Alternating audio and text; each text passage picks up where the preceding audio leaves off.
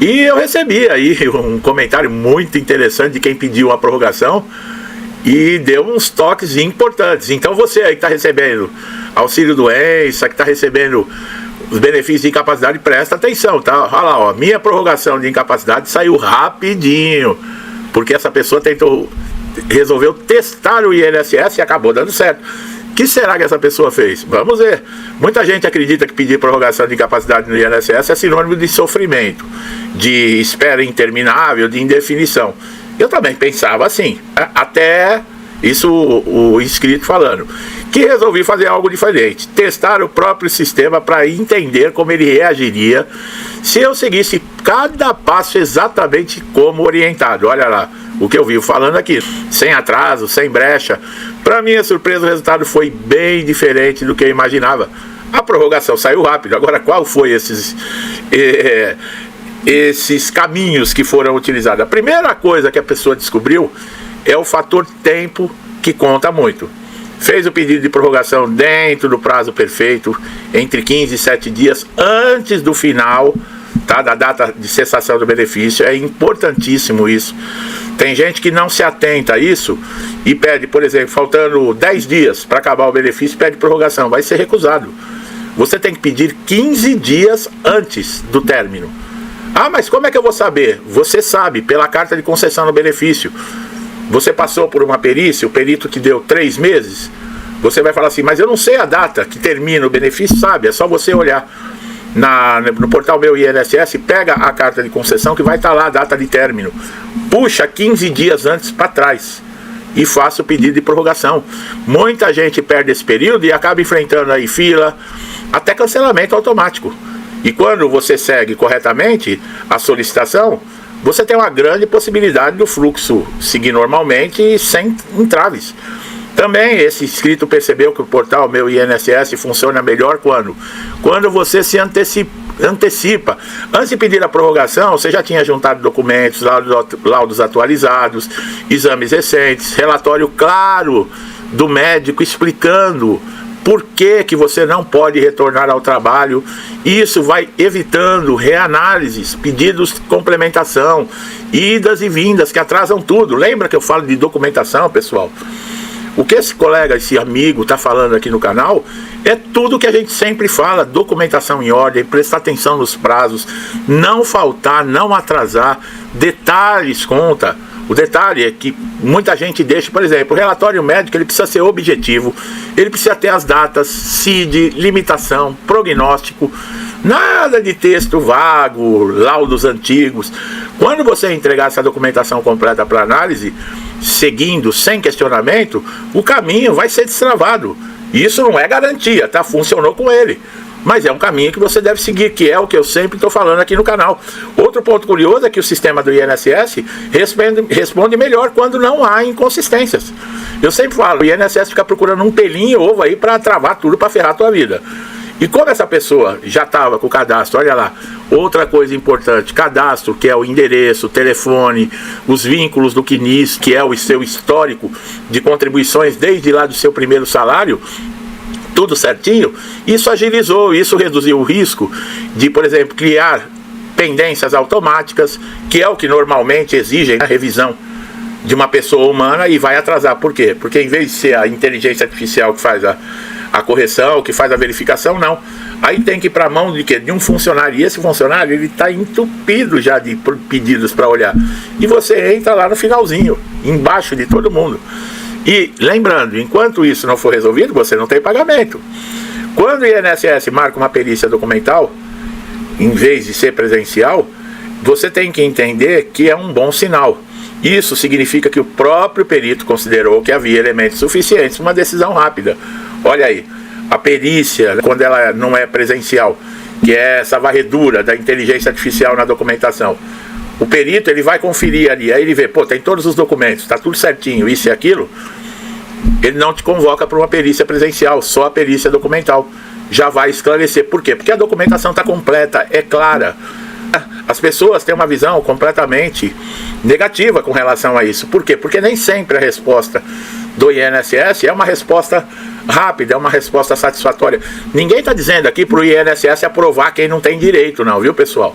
Só que tem muitos segurados que tem tudo, documentação, tudo certinho, tudo organizado, isso e aquilo, e mesmo assim são negadas as prorrogações, tá?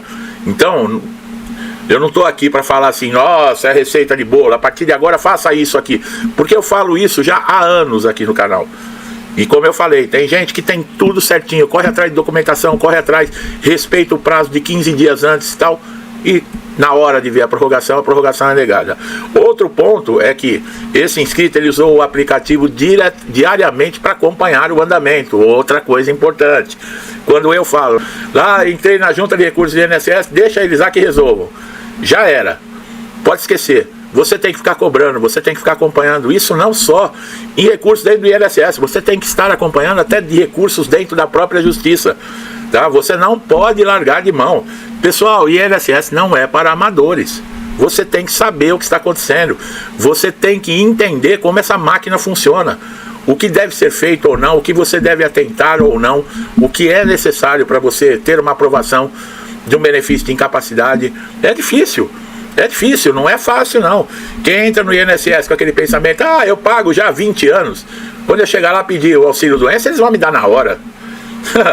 É um futuro sofredor que vai chorar no sofá, porque vive numa utopia, não funciona assim. Nós, pagadores de impostos aqui nesse país, nós não somos respeitados de maneira alguma. Não é questão de INSS, é em tudo, se você prestar atenção. É em tudo.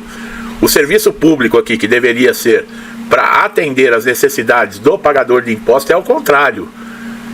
O serviço público ele se serve dos pagadores de impostos. Somos nós que temos que ficar trabalhando e pagando impostos para sustentar essa cambada que está aí, ó. E tem muitos que já estão há 30, 40, 50 anos aí e nunca fizeram nada. Só ficam metendo a mão e roubando para partido político, para grupinhos. E pior que eu não vou entrar nessa parte de falar com relação a apoiadores desse tipo de gente, porque é perda de tempo. É perda de tempo. Para falar com essa gente, você tem que falar a língua deles. Eu não falo essa língua que eles falam. Minha língua é um pouquinho diferente. Minha língua é da honestidade, família, Deus, pátria, mérito. Quem trabalha merece, quem estuda merece, quem se esforça é digno de ter as coisas. Eu não quero filhos meus drogados, por isso que eu não voto em quem apoia a liberação de droga. Eu não voto a favor de ladrão, sabe, de celular, porque ele vai tomar uma cervejinha depois, entendeu? É diferente. Então, para falar a língua dessas pessoas, para eles entenderem, eu teria que falar o que eles falam, mas eu não sou assim. Eu não consigo, tá? As minhas virtudes, a minha cabeça é outra. Outro ponto importante, né, que nós falamos com relação ao portal Meu INSS, que você tem que ficar de olho. Caso você esteja, por exemplo, um pedido negado, primeira coisa que você tem que saber é o motivo. Por quê? Muitas vezes você vai olhar lá no motivo, é porque você está coradinho, porque seus dentes estão branquinhos, porque você penteou o cabelo, porque você está bem vestido. Olha lá, sua pele como está boa, você está radiante, você está bom para trabalhar. É assim, pessoal, é assim, acredite se quiser. Ignora-se os laudos e relatórios de especialistas que acompanham o seu problema de perto e já às vezes há muito tempo, porque você está coradinho e você é considerado bom para trabalhar, e é assim que funciona.